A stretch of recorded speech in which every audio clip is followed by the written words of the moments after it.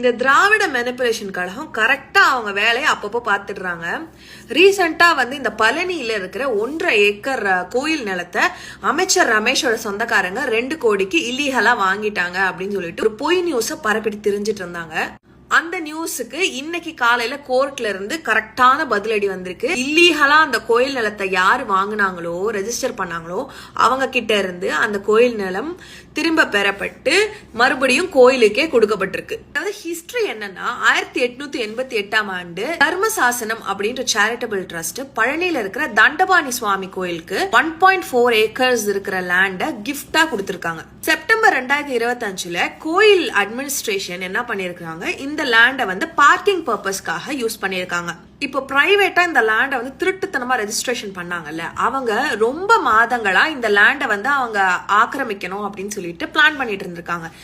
2026 April March அந்த டைம்லயே இவங்க ஒரு டைம் அந்த லேண்ட வாங்க போயிருக்காங்க. அப்ப இது கோயில் நிலம்னு சொல்லிட்டு அதை ரிஜெக்ட் பண்ணிருக்காங்க. இந்த லேண்ட வாங்க முயற்சி பண்ண இந்த பிரைவேட் பர்சன் என்ன பண்ணிருக்காங்க, கோர்ட்ல இந்த கேன்சலேஷன் ஸ்லிப்பை வச்சு கோர்ட்ல ஒரு கேஸ் போட்டிருக்காங்க. இந்த மாதிரி இந்த லேண்ட வாங்கணும் அப்படின்றதுக்காக கோர்ட்ல ஒரு கேஸ் போட்டிருக்காங்க. அப்ப மெட்ராஸ் ஹைகோர்ட் என்ன சொல்லிருக்காங்கன்னா, டாக்குமெண்ட்ஸ் எல்லாம் செக் பண்ணி இன்கேஸ் டாக்குமெண்ட்ஸ் எல்லாமே கரெக்டா இருந்துச்சு அப்படின்னா இதை இந்த பிரைவேட் இண்டிவிஜுவலுக்கு ரெஜிஸ்டர் பண்ண கன்சிடர் பண்ணலாம் அப்படின்னு தான் சொல்லியிருக்காங்க. அந்த ஜட்ஜ்மெண்ட்டை வச்சுக்கிட்டு இவங்க என்ன பண்ணிருக்காங்க, ரெஜிஸ்டர் பண்றதுக்கு மறுபடியும் ட்ரை பண்ணிருக்காங்க. ஜூன் மாசமே இந்த லேண்ட் அவங்க பேர்ல ரெஜிஸ்டர் பண்ணிருக்கிறதுக்காக ட்ரை பண்ணிருக்காங்க. பட் சப் ரெஜிஸ்டார் இல்ல இது கோயிலோட நிலம் அப்படின்னு சொல்லிட்டு ரெஜிஸ்டர் பண்ண மறுத்திருக்காரு.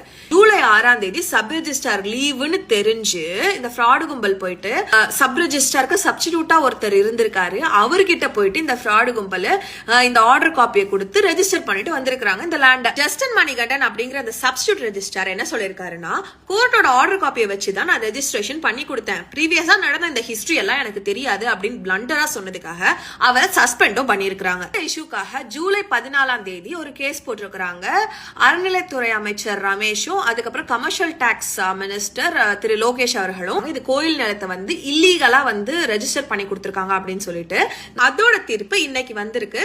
அந்த லேண்ட் அந்த பிரைவேட் இண்டிவிஜுவல் கிட்ட இருந்து திரும்பி வாங்கி மறுபடியும் கோயிலுக்கே கொடுத்திருக்காங்க. அது மட்டும் இல்லாம இந்த லேண்ட் எழுதி வாங்க இந்த பிரைவேட் இண்டிவிஜுவலும் அமைச்சர் ரமேஷும் சொந்தக்காரங்கன்னு சொல்லி ஒரு பொருளை கலப்பிருக்காங்க.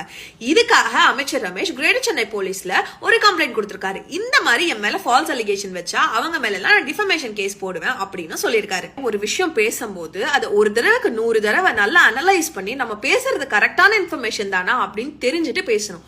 அப்படி இல்லைன்னா இப்படிதான் அடி வாங்கிட்டு உட்கார வேண்டியதா இருக்கும்.